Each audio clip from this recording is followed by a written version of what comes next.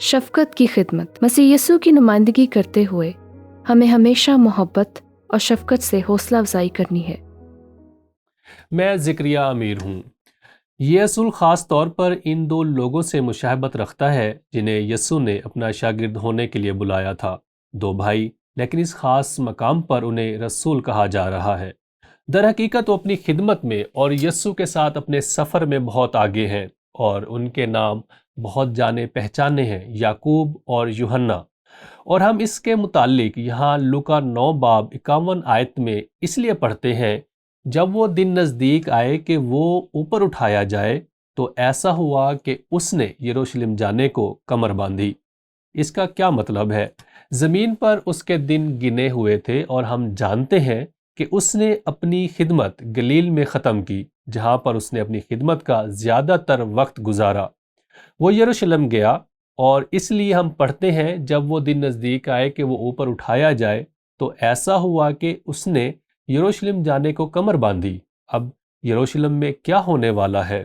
یقیناً یسوع جانتا تھا کہ وہ جان دینے والا تھا، اسے صلیب پر کیلوں سے لٹکایا جانے والا تھا، اسے باپ بھی تنہا چھوڑنے والا تھا، اور وہ تمام دنیا کے گناہوں کے لیے اپنی جان دینے والا تھا۔ اور ہم پڑھتے ہیں، اور یسوع نے اپنے آگے قاصد بھیجے، وہ جا کر سامریوں کے ایک گاؤں میں داخل ہوئے تاکہ اس کے لیے تیاری کریں۔ اب یہ دلچسپ ہے، ہمیں خود کو یہ یاد دلانے کی ضرورت ہے کہ یہودی سامریوں سے کسی طرح کا برتاؤ نہیں رکھتے تھے۔ سامری مخلوط نسل تھے۔ سامریوں کی تاریخ اس دور میں واپس جاتی ہے جب اسرائیل کو اسور نے اسیر کر لیا تھا۔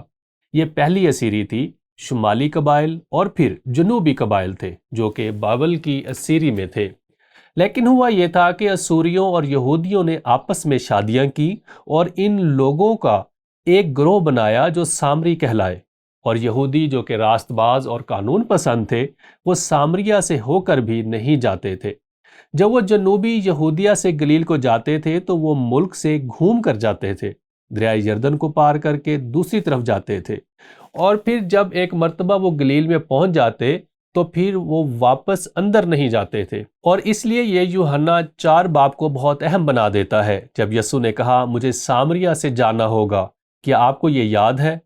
اب یہ اس کی خدمت کے آغاز میں تھا، اور اس لیے وہ سامریہ سے ہوتا ہوا گیا اور کنویں پر اس عورت کو ملا۔ اور ہم کیا پڑھتے ہیں؟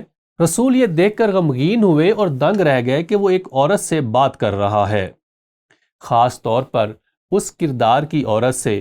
وہ سامریہ سے ہو کر جانے کے لیے بہت پریشان تھے کیونکہ یہ ان کے لیے ایک بالکل نیا تجربہ تھا، لیکن یسوع یہ بتانا چاہ رہا تھا کہ وہ ساری دنیا کے گناہوں کے لیے جان دینے آیا، اور صرف یہودیوں کے لیے ہی نہیں۔ اور ویسے یاد رکھیں کہ یسوع نے کیا کہا تھا، تم میرے گواہ ہوگے، جب اس نے آسمان پر جانے سے پہلے پہاڑ پر ان سے بات کی۔ لیکن جب روح القدس تم پر نازل ہوگا تو تم قوت پاؤ گے، اور یروشلم اور تمام یہودیہ اور سامریہ میں بلکہ زمین کی انتہا تک میرے گواہ ہوگے۔ ٹھیک ہے، وہ یسوع کی زمینی خدمت کے اختتام پر آ رہے ہیں، اور دیکھیں کیا ہوا۔ یعقوب اور یوحنا کو آگے بھیجا گیا۔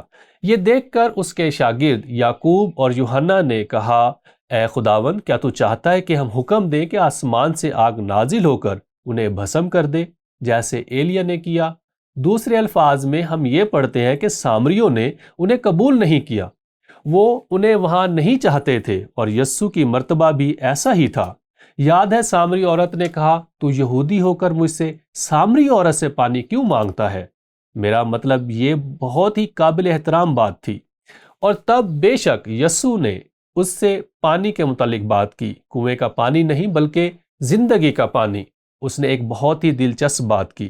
جب یہ ایک روحانی گفتگو میں تبدیل ہو گیا، اس نے کہا، ہمارے باپ دادا نے اس پہاڑ پر پرستش کی، اور تم کہتے ہو وہ جگہ جہاں پرستش کرنا چاہیے یروشلم میں ہے۔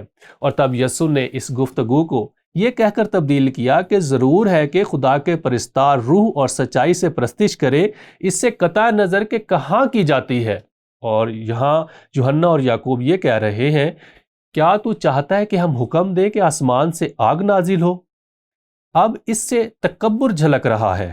یہ حیرت انگیز ہے، اور شاید شاید وہ وہاں پر ایلیا کے بارے میں سوچ رہا ہے۔ آپ کو یاد ہے جب ایلیا نے بال کے نبیوں کے درمیان اس قربانی کو تباہ کرنے کے لیے آسمان سے آگ نازل کی تھی؟ میرا مطلب ہے یہ مغروری ہے۔ اور ویسے بھی اس کے مختصر عرصہ بعد زبدی کے بیٹوں کی ماں نے اپنے بیٹوں کے ساتھ اس کے سامنے آ کر سجدہ کیا اور اس سے کچھ عرض کرنے لگی۔ انہوں نے اس سے کہا، ہمارے لیے یہ کر کہ تیرے جلال میں ہم میں سے ایک تیری دہنی اور ایک تیری بائیں طرف بیٹھے۔ دوسرے الفاظ میں وہ ابھی بھی ایک دنیاوی بادشاہت کے متعلق سوچ رہے ہیں۔ دوستو، یہ صلیب سے کچھ ہی دیر پہلے کی بات ہے اور وہ ابھی بھی اپنے گناہ اور تکبر میں ہے، مگر اس نے پھر کر انہیں جھڑکا، پھر وہ کسی اور گاؤں میں چلے گئے۔ ٹھیک ہے، وہ ابھی سیکھنے کے عمل میں ہے، ایسا ہی ہے۔ ظاہر ہے وہ سامریوں کے لیے کوئی محبت نہیں رکھتے تھے، ان میں کوئی شفقت نہیں تھی۔ وہ یہ بھی نہیں سمجھتے تھے کہ یسوع اس دنیا میں کیوں آیا تھا، ان کے لیے اور دنیا کے گناہوں کے لیے جان دینے، لیکن وہ جان جائیں گے۔ یہ تب ہوگا جب یسوع آئے گا اور مردوں میں سے جی اٹھے گا اور روح القدس آئے گا۔ اور یعقوب جس شخص نے یہ بات کی وہ پہلا شخص تھا جس نے مسیح کی خاطر اپنی جان دی۔ یہ ایک تبدیل شدہ شخص تھا۔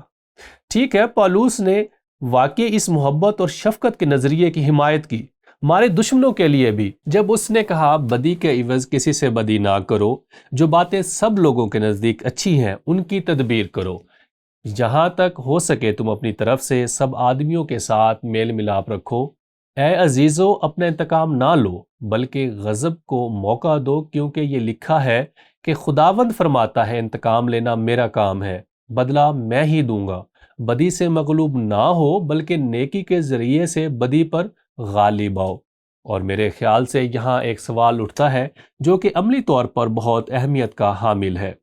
پالوس نے تیتس کے خط میں اس محبت اور شفقت کی تصدیق کیسے کی؟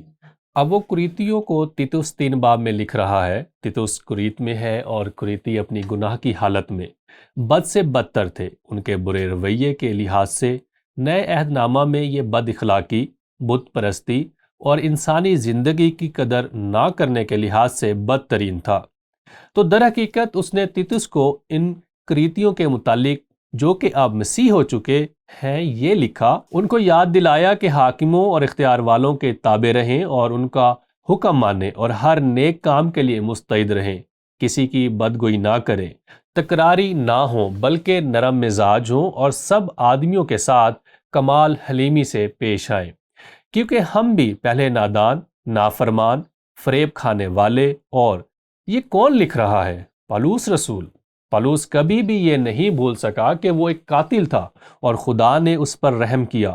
جس دن تک وہ زندہ تھا اس نے سب سے محبت کی، کیونکہ اس کے گناہ بہت تھے اور اس کے اندر حوصلہ افزائی کا احساس بہت بہت بہت ہی گہرا تھا۔ اس نے کہا، جو مسیح نے میری خاطر کیا اس کے لیے میں اس کا شکر گزار ہوں۔ اور یہاں وہ اپنی زندگی کے تجربے سے تیتس کو یہ لکھ رہا ہے، کیونکہ ہم بھی پہلے نادان، نافرمان، فریب کھانے والے اور رنگ برنگ کی خواہشوں اور عیش و عشرت کے بندے تھے اور بدخواہی اور حسد میں زندگی گزارتے تھے، نفرت کے لائق تھے اور آپس میں کینہ رکھتے تھے۔ جب ہمارے خداوند یسوع مسیح کی مہربانی اور انسان کے ساتھ اس کی الفت ظاہر ہوئی، وہ لوگ جو مسیح کو نہیں جانتے ان سے محبت رکھنے کی ہمارے پاس کیا وجہ ہو سکتی ہے، جو خدا کی مرضی میں چل رہے ہیں؟ یہ ہم سب کے لیے اس کی محبت اور خاص طور پر ان کے لیے محبت جو مسیح کو جانتے ہیں۔ مگر جب ہمارے منجی خدا کی مہربانی اور انسان کے ساتھ اس کی الفت ظاہر ہوئی تو اس نے ہم کو نجات دی، مگر راست بازی کے کاموں کے سبب سے نہیں جو ہم نے خود کیے، بلکہ اپنی رحمت کے مطابق نئی پیدائش کے غسل اور روح القدس کے ہمیں نیا بنانے کے وسیلے سے۔ کیا ہی زبردست بات ہے، ناقابل یقین! اپنی رحمت کے مطابق۔ تو میں اس اصول کو دہراتا ہوں اور پھر میں ایک اور تصور پیش کروں گا۔ مسیح یسوع کی نمائندگی کرتے ہوئے ہمیں ہمیشہ محبت اور شفقت سے حوصلہ افزائی حاصل کرنی ہے۔ اب یہاں ایک سوال اٹھتا ہے، ان لوگوں کا جو کبھی محبت کا جواب نہیں دیں گے، اس دنیا کے برے لوگوں کا، کیا جو اس دنیا کے لوگوں کو تباہ کرنا چاہتے ہیں، یہ اطلاق کیسے ہوتا ہے؟ ٹھیک ہے، آپ دیکھتے ہیں کہ پالوس اس کو سمجھتا تھا کیونکہ خدا نے اسے آگے بڑھنے کو کہا تھا۔ رومیو کے نام خط 12 باب میں اس نے کہا، خداوند فرماتا ہے انتقام لینا میرا کام ہے، بدلہ میں ہی دوں گا۔ وہ رومیو 13 باب میں فرماتا ہے، اور وہاں اس نے بطور نوکر حکومت سے معاملہ کیا، ایسا نوکر نہیں جیسا کہ اس نے رسولوں کے ساتھ لفظ نوکر استعمال کیا، لیکن اس دنیا میں برائی پر قابو پانے کے لیے بنی نوع انسان کا خادم۔ اور پالوس یہ کہتا ہے کہ جو تلوار کھینچتے ہیں وہ سب تلوار سے ہلاک کیے جائیں گے۔ دوسرے الفاظ میں خدا نے برائیوں کو قابو میں رکھنے کے لیے حکومتیں قائم کی، اور کچھ ہی چیزیں ہیں جو کہ برائی کو قابو کرنے میں مدد کریں گی، اور ان میں سے ایک جیل ہے۔ اس کا یہ مطلب نہیں کہ ہمیں قیدی سے محبت نہیں رکھنی چاہیے، لیکن اس کا یہ مطلب بھی ہے کہ انہیں قید میں رہنا چاہیے کیونکہ وہ محبت اور شفقت کا جواب نہیں دے رہے ہیں۔ اور پھر وہ لوگ ہیں جو کہ سراسر برائی ہے، جو لوگوں کو تباہ کرنا چاہتے ہیں، مرد، عورت، بچے، بنی نوع انسان کے لیے کوئی ہمدردی نہیں رکھتے۔ اور جنگ کی بنیادی وجہ یہی ہے۔ یہ ایک ہیبت ناک سچائی ہے کہ کچھ لوگوں کو واحد چیز جو قابو میں رکھتی ہے وہ جنگ ہے۔ ہم میں سے بہت سے لوگوں نے اپنی زندگی میں اس کو تجربہ کیا ہے، تو میں صرف اس لیے اس کی نشاندہی کرتا ہوں کیونکہ یہ اصول عام طور پر ان لوگوں سے تعلق رکھتا ہے جو یسوع کو نہیں جانتے، لیکن پالوس یہ سمجھتا ہے کہ ایک اور سطح بھی ہے، اور اس لیے خدا نے حکومتیں قائم کی ہیں۔ اب آپ اور میں جانتے ہیں کہ حکومتیں بھی تباہ ہو سکتی ہیں، اور یہ ہماری ثقافت اور معاشرے میں ایک اور بھی بڑی خرابی کا سبب بنتا ہے۔ اور بہت سے مسیح ایسے ہیں جنہوں نے بری حکومتوں کی وجہ سے اپنی جان کھو دی کیونکہ وہ خدا اور مسیح یسوع سے نفرت رکھتی تھی۔ لیکن سچ تو یہ ہے کہ بالآخر یسوع بادشاہوں کا بادشاہ اور خداؤں کا خدا ہوگا۔